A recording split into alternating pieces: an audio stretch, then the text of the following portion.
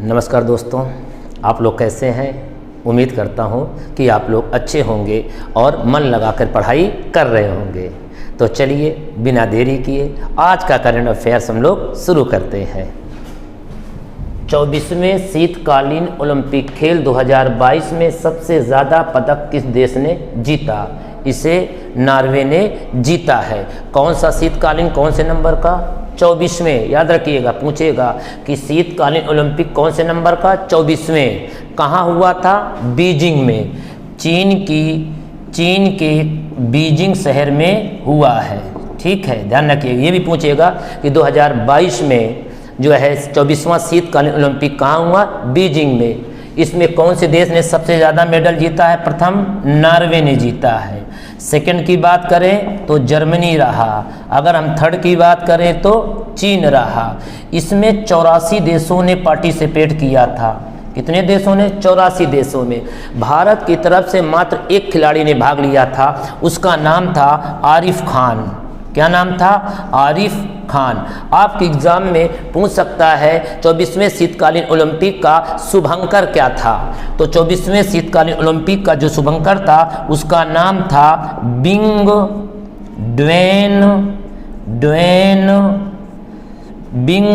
Dwayne पांडा। याद रखिएगा, क्या नाम है? बिंग ड्वेन पांडा।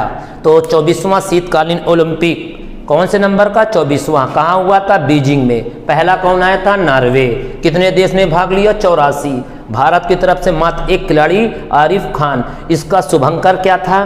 बिंग ड्वेन पांडा। क्लियर है? तो आप लोग समझ गए। चीन के इस समय प्राइम मिनिस्टर कौन है? ली केकियांग है। चीन के इस समय राष्ट्रपति कौन है? शी जिनपिंग है। चलिए आगे बढ़ते हैं।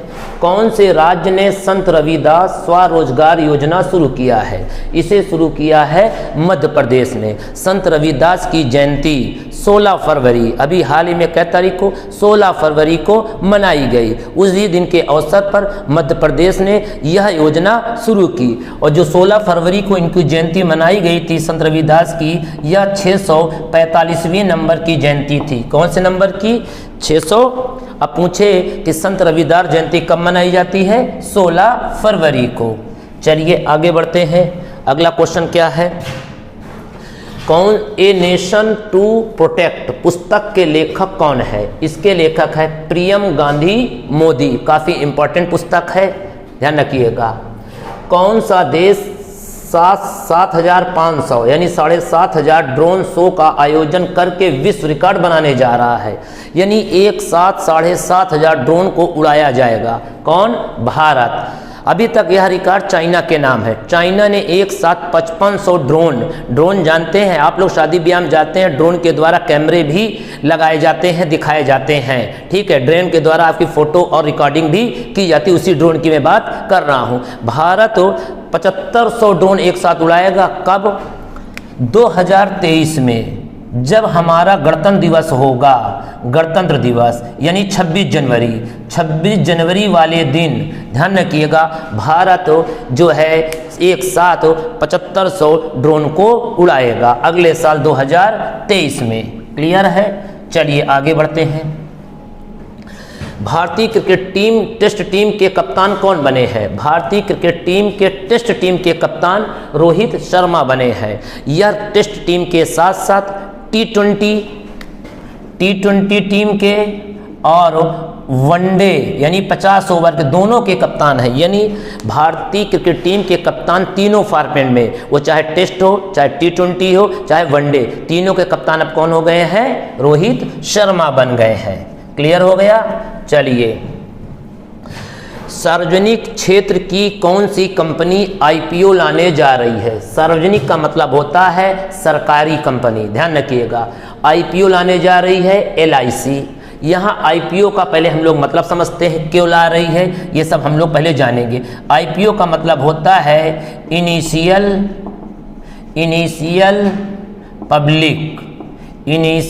पब्लिक ऑफरिंग, इसका पूरा नाम है।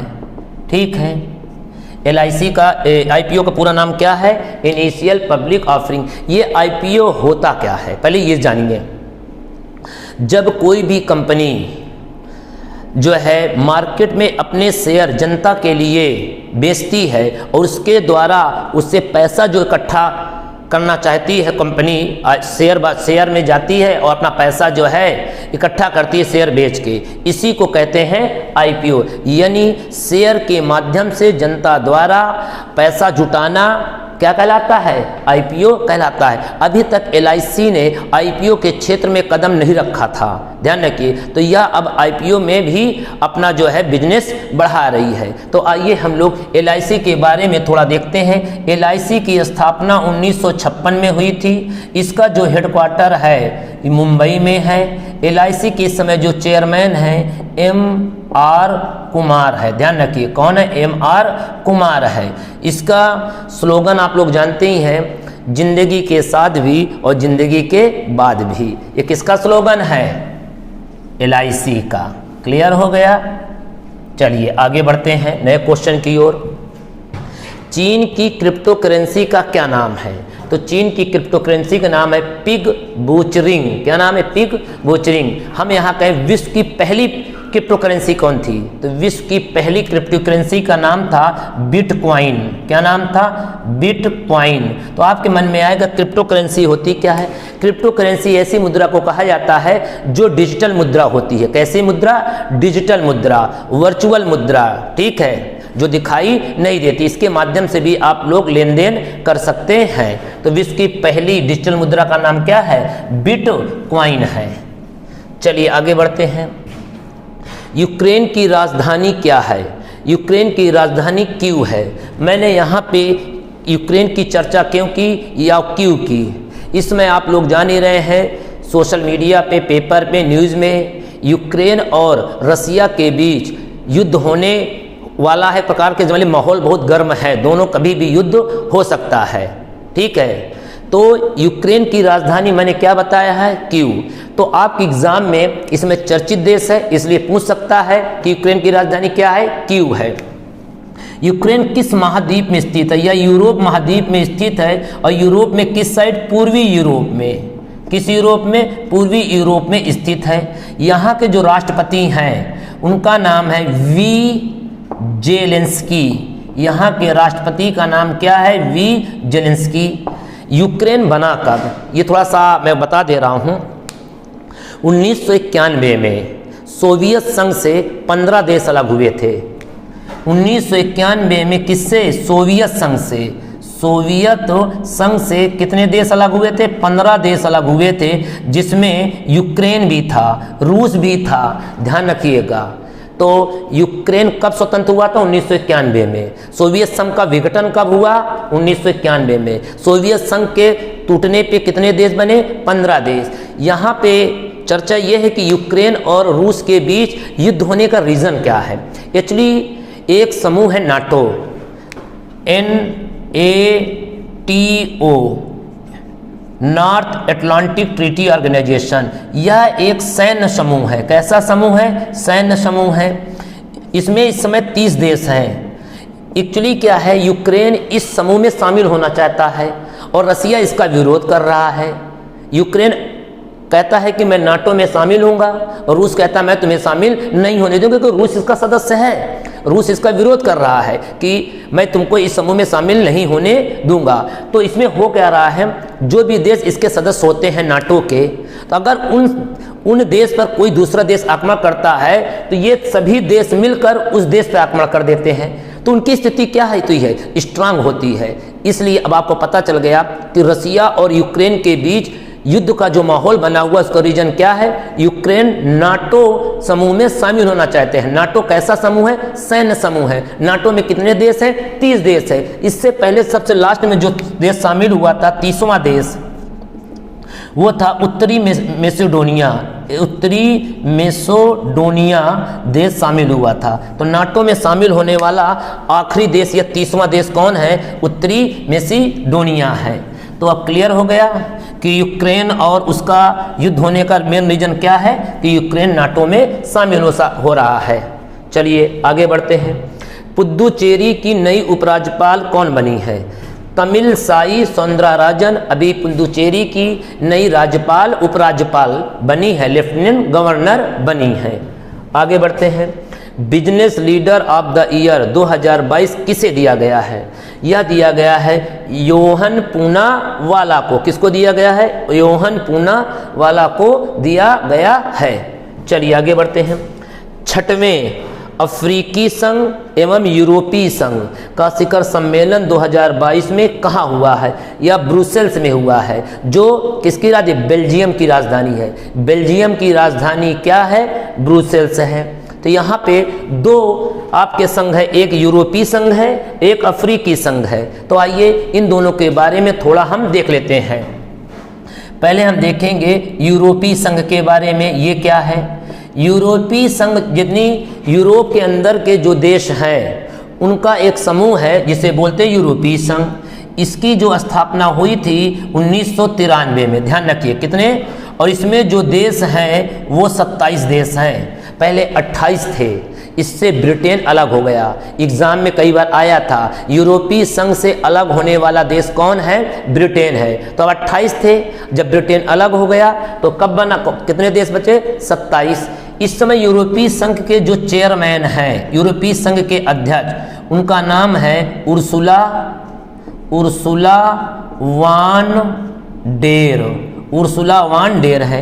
अब हम बात करेंगे अफ्रीकी संघ की। अफ्रीकी संघ जो बना था वो 2002 में बना था। अब ये इसमें देश कितने हैं? इसमें 55 देश हैं, यानी अफ्रीका महाद्वीप के देशों का समूह है अफ्रीकी संघ। इसके चेयरमैन कौन है? इसके चेयरमैन जो इस समय है मैकी साल है। मैकी साल है अफ्रीकी संघ के। क्लियर हो गया? चलिए आगे बढ़ते हैं नए क्वेश्चन से। तो यूरोपीय संघ में कुल कितने देश हैं? 27 देश है। यूरोपीय संघ से अलग होने वाला पहला देश कौन है? ब्रिटेन। चलिए आगे बढ़ते हैं। मेटावर्स में प्रवेश करने वाला विश्व का पहला बैंक कौन है? उस बैंक का नाम है JP मॉर्गन बैंक। अब आपके मन में आएगा कि मेटावर्स है क्या। आप लोग देखते हैं कि आप लोग कोई भी सामान फ्लिपकार्ट, अमेज़ॉन आदि से मंगाते हैं, उसमें क्या है, ये सब प्राइवेट कंपनियां अपना एक ऑनलाइन दुकान खोल रखा है, जिसके माध्यम से आप सामान को बुक करते हैं और आपके घर आता है। इस तरह पहला बैंक है जो इस बिजनेस में आया है। ठीक है, यानी मेटावर्स एक प्रकार का बिजनेस प्लेटफॉर्म है। मेटावर्स एक प्रकार का बिजनेस प्लेटफॉर्म है जिसमें इस बैंक ने अपनी एक दुकान लगा दी है। अब इस दुकान में आप जाइए, जैसे आप फ्लिपकार्ट और अमेजॉन से सामान खरीदते हैं, अब ये बैंक ने भी अपना पूरा स्टोर सजा रखा है ऑनलाइन, आप भी इससे मार्केटिंग कर सकते हैं। तो इस बिजनेस में आने वाला पहला बैंक कौन है? JP मॉर्गन बैंक है। आर्थिक विकास संस्थान कहाँ है? यह नई दिल्ली में है। आर्थिक विकास संस्थान की मैं चर्चा क्यों कर रहा हूँ? इसका हेडक्वार्टर नई दिल्ली में है। कारण क्या है? इसके अभी इसके नए निदेशक बदले गए हैं, और इनके निदेशक जो बदले गए हैं उनका नाम है चेतन घाटे।